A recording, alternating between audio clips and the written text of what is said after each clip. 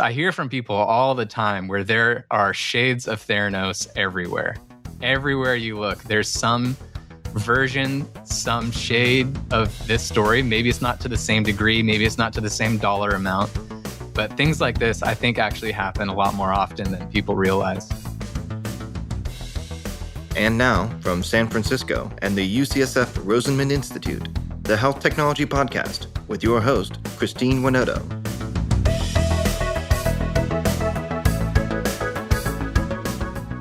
The trial of Elizabeth Holmes has been everywhere recently. And now that it's over, our guest Tyler Shultz is sharing with us some behind-the-scenes secrets from working at Theranos. Tyler first met Elizabeth when he was just 20 years old. After 2 miserable years working at Theranos, he spoke to the Wall Street Journal, exposing his realization that the Theranos tests were fake. Now at 31 years old, he looks over the entire experience. Today, Tyler tells me about what it was like working at Theranos with Elizabeth Holmes and how we can all keep another Theranos from rising. Here's our conversation.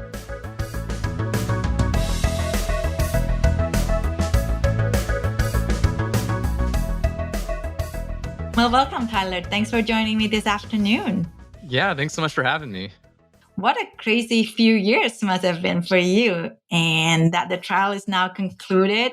What's your thought? Well, first of all, a few years is a bit of an understatement because I first met Elizabeth when I was 20 years old and I'm 31 now. So this saga has over a decade. It's literally consumed my entire 20s. And it feels really, really good to have the trial of Elizabeth Holmes behind me now. We still have Sunny's trial coming up, so it's not completely over, but having Elizabeth's trial, in the books with 4 guilty verdicts definitely feels good. Feels like a weight off my shoulders. Yeah, well, tell me more about your first impression when you met Elizabeth. And I know your first kind of job is with Theranos as an intern, and then you joined. So tell us more about that story. Yeah, so I was really impressed with Elizabeth when I first met her. She has that Steve Jobs type reality distortion field that people talk about. And looking back on it, a lot of her character traits do seem very strange, but at the time they all seemed very charismatic, like the black turtlenecks to mimic Steve Jobs, her very deep voice, her piercing, unblinking eyes. And when she spoke to you, she really did make you feel like you were the most important person in her entire world in that moment. She made you feel really, really special. And that was... I wonder what is that? I know people said that about Bill Clinton. Oh, really? I hadn't heard that. Yeah. And is there a certain trait? Because I think that's important, right? To be able to do that. Now, when you think back, like, how did she do that? I don't know. She's genuinely like, I don't really know how to say it. She's a master of her trade, and that her trade is manipulation. And she knows exactly what to say and how to say it at the exact right time to get you to do what she wants you to do. And she does that over and over and over. And she's really good at getting people to align with her way of seeing the world, to align with her vision. She did that with her investors. She did that with employees. She did that with the board. And then even during her trial, she took the stand and she did that with the jury. And even though the jury did find her guilty on 4 counts, they still say that it was hard to do that to somebody who was so likable.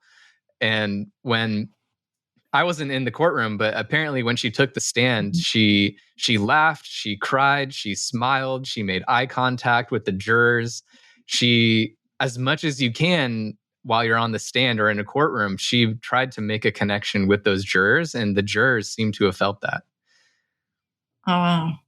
That is a skill set. It really is. It's good to have, but it can be scary when you don't use it the right way. Yeah. It's one of those things where it's a character trait that you can it's a superpower, and you can use it for good or you can use it for evil. And I think she definitely used it to manipulate people negatively.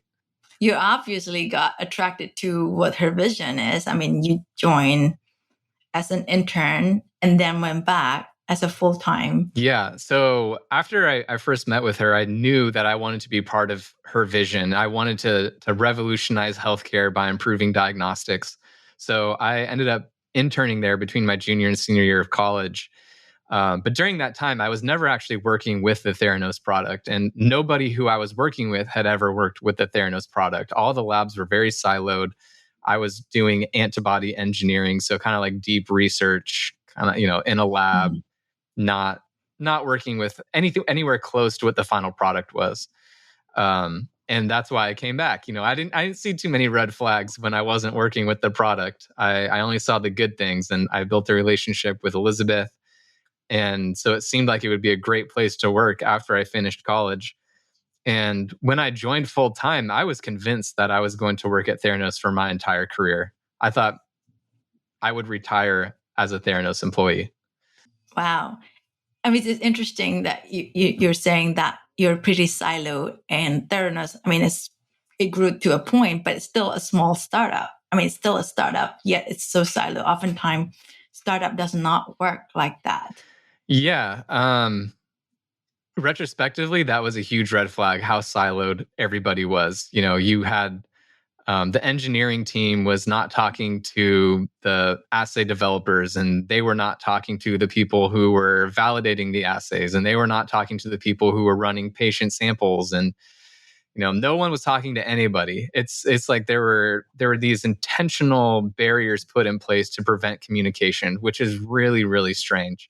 And when you think of a scientific startup, you would think executives would want to be encouraging communication as much as possible. That's what that's what most companies are trying to do, get their employees to communicate so everyone is aligned and moving the same direction. But we were not. We were the opposite. It's almost like the environment that was created probably make people feel that they should not share also. Yeah, definitely. Yeah, we were not supposed to share what we were doing in our lab with people who were in other labs. And it was all under the context of, we have this revolutionary trade secret, revolutionary technology that we don't want to get out. We don't want LabCorp stealing these ideas. We don't want Quest Diagnostics stealing these ideas. But that's not what it was about. And when I kind of realized that is when a light bulb in the lab went out. And the lab was very tall, huge vaulted ceilings. And an electrician came in. He was escorted by security.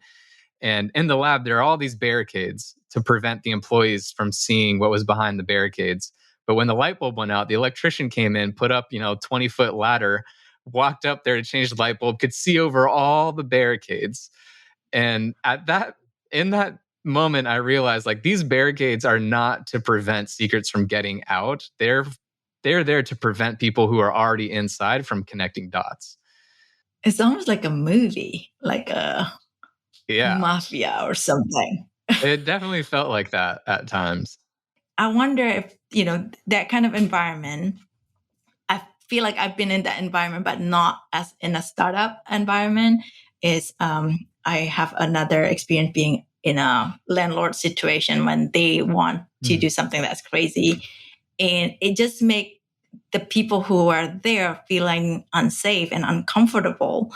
And for you to experience that, and then you see something that is not right, and to even be willing to not just quit, but you want to tell them, what happened. Where do you find that strength and courage? Because you could just quit, and I'm like, you know what? Let me find another job. Yeah, I mean, the path of least resistance was certainly just to quit and find another job, or go do a PhD or get a master's degree or something like that. And I think there were a lot of reasons why I ended up speaking up. One, I think it actually really helped being very young and, frankly, naive, and also pretty arrogant. And, when you're 22 years old, you feel like you can conquer the world and nothing really scares you. And I think in that sense, it was truly a blessing to be so young. But on top of that, I had also built a personal relationship with Elizabeth. And we had seen plenty of cases where people did raise concerns and they were essentially fired on the spot. And in some cases, they were even sued afterwards. So no one's going to speak up. You see this cycle, and you don't want to be involved in it. But I felt like I had this personal relationship with her, and she would not be able to fire me the same way she could fire your average employee. My grandfather was also on the board at that point. So I thought, I am in a very unique position where I will be able to raise concerns, and she can't just kick me to the curb. She has to listen to me. And so that's why I decided to take my concerns directly to Elizabeth. And what did she do to the concern that when you bring it up to her? She pretty much brushed me off. She set me up with some meetings with a vice president, and he also pretty much brushed me off. And then I tried to set up one more meeting with Elizabeth, and she started ignoring me, saying she was too busy to meet with me, which is very unusual for her. And so ultimately, she asked me to put my concerns in an email. And I am so lucky that she asked me to put my concerns in an email, because it's all documented. It's all time-stamped. I got really lucky that I put those concerns in an email and sent it to Elizabeth. And then Sonny, her boyfriend, who's also the president and COO of the company, ended up responding and essentially said that I was arrogant, ignorant, patronizing, reckless. I had no understanding of math, science, or statistics, that if I had any other last name, that I would have already been fired. So I got a pretty aggressive response in return. Right. But then you could have stopped there, right? Yeah, I could have stopped there. Maybe should have stopped there.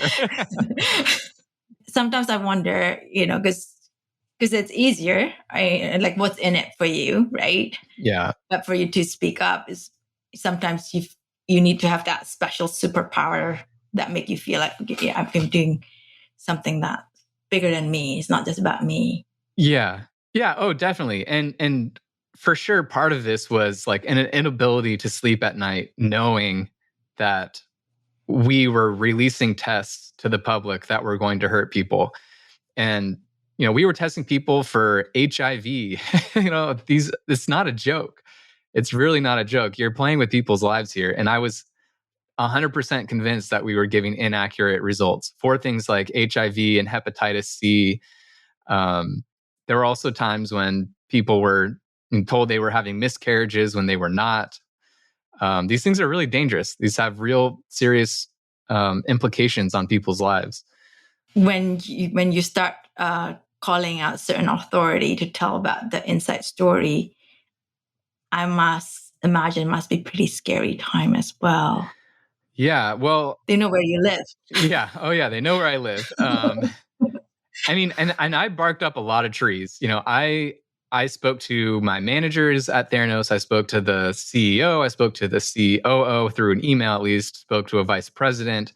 I even contacted the New York State Department of Health, because they conducted a kind of audit on Theranos that we cheated on.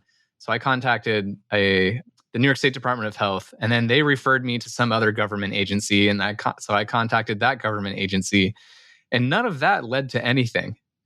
You would think that after pursuing all of those avenues, not to mention my grandfather, who I spoke to, who was on the board. So I spoke to executives, to management, to board members, to regulatory agencies. Nothing happened. And it wasn't until I spoke to John Carreyrou, a Wall Street Journal reporter, that things actually started happening. It's interesting. It's like, when you think about it, maybe the interest level are different for different group. Like, for the journalists, this is some story that can be really interesting, exciting, and maybe for some other agency more like, oh, well, maybe that's more work. I don't know what they're thinking. Yeah, I don't have much of an explanation, except I would say that I guess, like, for most companies or in the corporate world, there are a lot of checks and balances that exist. And in this case, they all failed. The investors failed doing their due diligence. The board members failed keeping the CEO in check. They failed following up on complaints from people like me and Erica. To some extent, you could say that the employees failed. We didn't raise concerns. We didn't go to the FDA or CMS or the SEC. But that's because, we were bullied and scared. Right. The media failed. They all wrote glowing pieces about Elizabeth without getting her to answer any tough questions.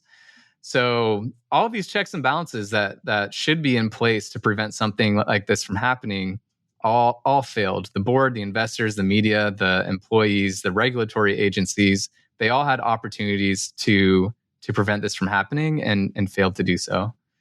Isn't it crazy when you think about it? There's so many check and balance, like you're saying. There are. Every one of them seems to be like glossed over because of, I guess Elizabeth must have this skill that is so convincing. Yes, this is her superpower. She designed all of these systems to intentionally fail, I think. That's interesting. So now looking back, I mean, I'm just thinking it's good that when you join when you're young, but I think also sometimes when you join company, when you're newly graduate, this is your first experience. So sometimes people always one time told me, like, you don't know what's a bad relationship until you've been to one. Or you don't know what's a good relationship if you never had a good relationship. Yeah. And what are the things that now looking back, what are the things that you always, that you should have thought about when you join the company? Yeah. What are the things that you have to pay attention to? Yeah, that is such a good question and a really great analogy when you're talking about relationships. For me, I'm now very, very skeptical of NDAs. And I understand why companies need them. Companies do have trade secrets. They do have, maybe business plans that they don't want their competitors to know about. But I think that pretty often they're actually used more as a tool for intimidation and to hide things that are not supposed to be hidden by NDAs. And NDAs are, I think they're written way too broadly. They're not specific, and people who sign them don't really know what they're signing. They don't know what the NDA covers. So I think, my advice or what I will do when if I interview at other companies is to actually, when I have to sign an NDA, be more thorough in looking at what it actually covers and try to see what their intentions are with that NDA. And then I also think that just these barriers that were put up to prevent communication within the company, that's another huge red flag. I think that if you're let's say a biochemist and you want to understand what the mechanical engineers are doing, there's no reason why you shouldn't know that. I think that right, in the same company. Yeah, you're on the same team. You're on the same team. It's like if you were playing basketball and the point guard in the center weren't allowed to know what the play call was.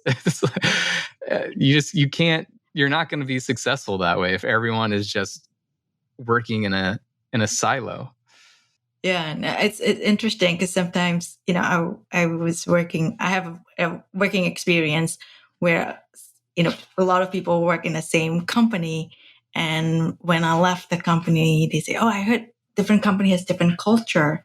Is that true? And I said, yes, you should try it sometime so that you know.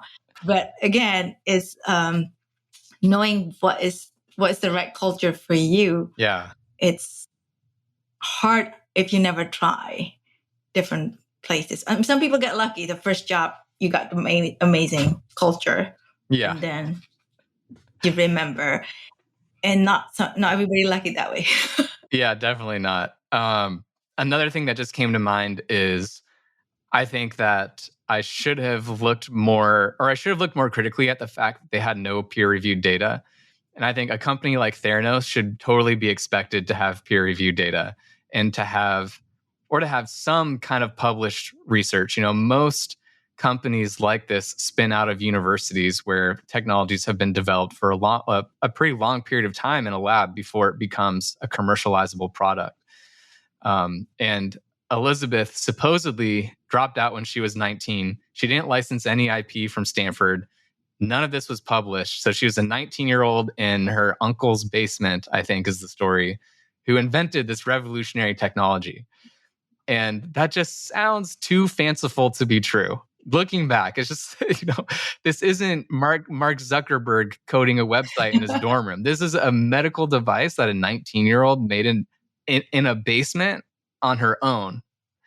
It's just, Right. It just doesn't make any sense. And I'm like ashamed that I ever even believed that. But a lot of people believed it. Right. I think you should not be too hard on yourself as well. You were young, and at that time, Theranos got so much funding as well. So it's almost like you have external validation. Yeah. And I cannot imagine anybody who just graduated from college and would check, do you have peer review? Most Right. likely Yeah. not, Yeah. right? So, and I think it's, sometimes I hope the whole Theranos story doesn't happen very often. I don't think happen that often. So I don't think things like Theranos happen at this scale very often. But by telling my story through, podcasts like I hear from people all the time where there are shades of Theranos everywhere. Everywhere you look, there's some version, some shade of this story. Maybe it's not to the same degree, maybe it's not to the same dollar amount. But things like this, I think, actually happen a lot more often than people realize. This podcast is sponsored by Brown Rudnick's Global Life Sciences Group, a team of legal professionals that help life science companies, lenders, and investors around the world turn good science into good business. Learn more at brownrudnick.com. This podcast is also sponsored by Canon Quality Group. Canon Quality Group has been helping medtech startups set up quality management systems for over 10 years. If you're unsure when to get started with quality management in your startup, turn to the experts at canonqualitygroup.com. So, which brought me to, after the Theranos, you're starting your own startups. And can you tell us more about that? Yeah. So, some people think I'm crazy. Sometimes I think I'm kind of crazy. But after leaving Theranos, I went and started working on another diagnostic technology with a professor at Stanford, where he'd been working over 15 years on this technology that is essentially repurposed computer hard drive, magnets that flip up and down to store zeros and ones, repurposing that idea to do diagnostics. And essentially you have a biological reaction that flipped the magnets of a computer hard drive. And it turns out to be a very sensitive, quantitative, easily multiplexable, low power way to do diagnostics. So in a lot of ways, it has the same kind of the same vision that Theranos did, measuring multiple things, many things at the same time in point of care settings. But yeah, the difference is that we have 15 years of peer-reviewed, published papers. We have issued patents. And so I think we're doing it the right way. But it's interesting because when I left Theranos, I thought, wow, this opportunity is huge. If you actually had a technology that could do this, you could truly be a $10 billion company. And now I feel like I have a technology that can actually do this. And it is so hard. It is so, so hard. And it makes me almost appreciate Elizabeth's brilliance even more. Elizabeth was able to raise nearly $1 billion with almost nothing, like no real technology. And here I am with an incredible technology, and I cannot sell the same vision that she was selling. Do you think she ruined it a little bit, though, for the people now? Because everybody got more skeptical. Yeah, I think people are more skeptical, and I think that's a healthy thing. I think people should be more skeptical. Mm-hmm. And I think a big lesson here is that most of the investors in Theranos did not know what they were investing in. They're not life science, health tech type investors. She targeted, I'm a little hesitant to use the phrase because a lot of these people are pretty smart, but she targeted dumb money. She targeted, like Betsy DeVos's family. She targeted the Cox family. They targeted the Walton family of Walmart, Rupert Murdoch.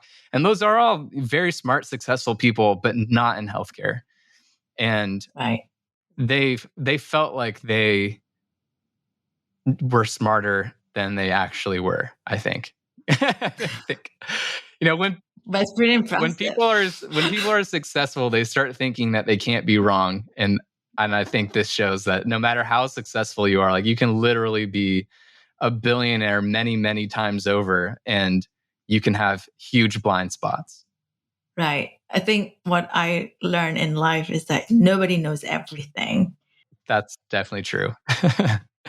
It's finding some people who knows a lot that maybe can advise you. That always is helpful.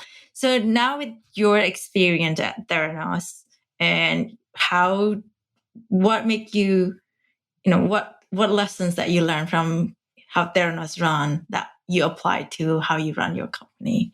Yeah. So I genuinely think that the biggest thing is communication. And, we're very small, so it's pretty easy at this scale, but I want our mechanical engineer to be talking to our assay developer as much as possible, and talking to me. And I always want people I work with to not feel hesitant to raise concerns to me about anything, about the way the company is run, about how a specific test is performing, about, anything. I think there was a huge problem at Theranos where people were too afraid to actually speak up, and you can't innovate that way. If you don't identify problems, you can't improve them.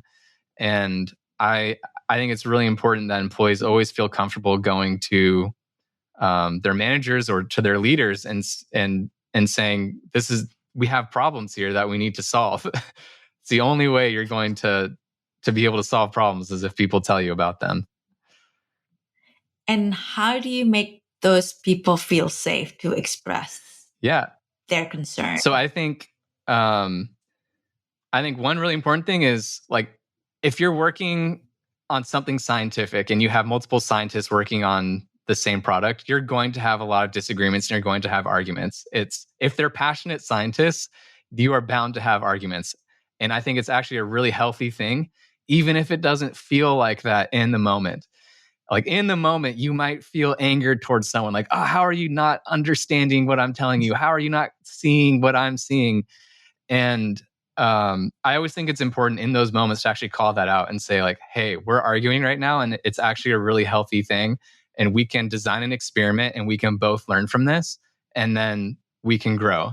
And at the end of the day, I still like you, and this is part of the process, and this is a part of the process that isn't fun.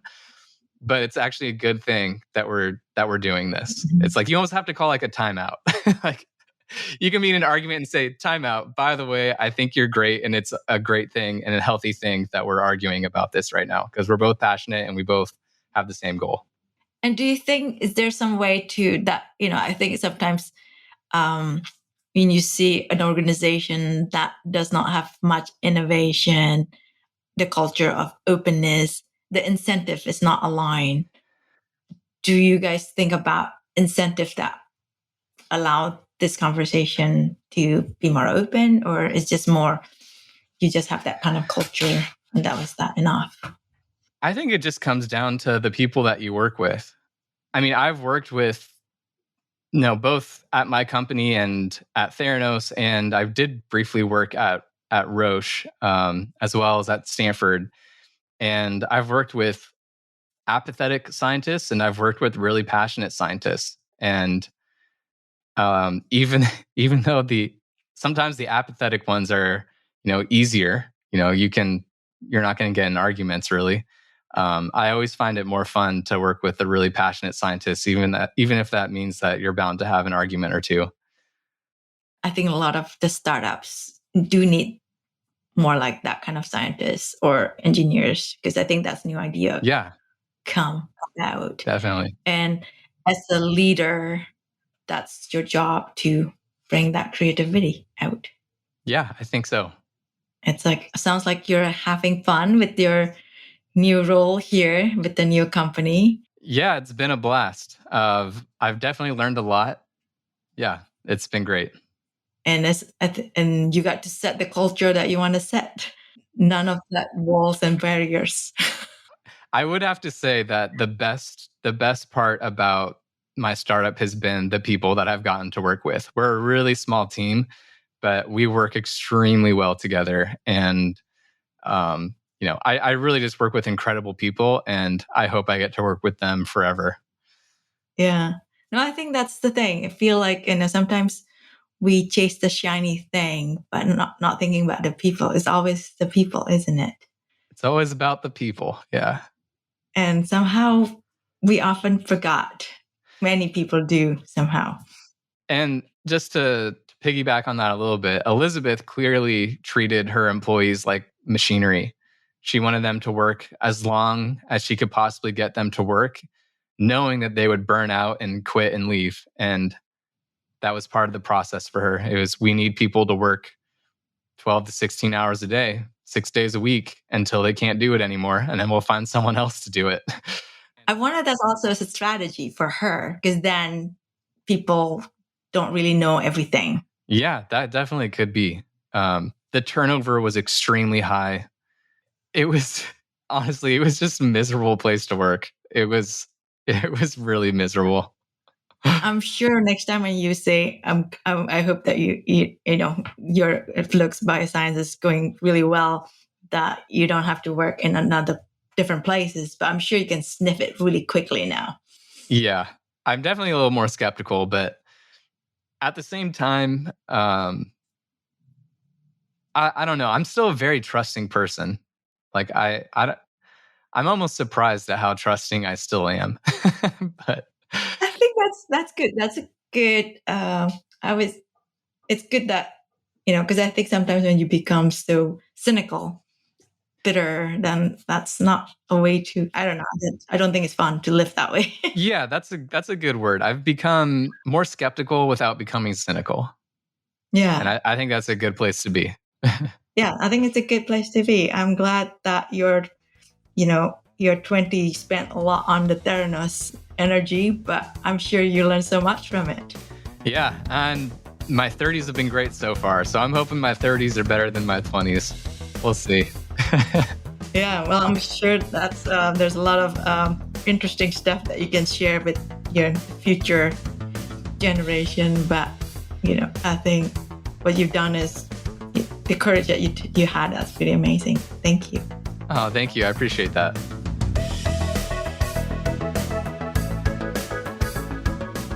Thank you for listening to another episode of the Health Technology Podcast. We want to thank our executive producer, Herminio Neto, and our podcast engineer, Andrew Rojek. If you enjoyed this podcast, be sure to subscribe and leave a review. The Health Technology Podcast is available on all major platforms.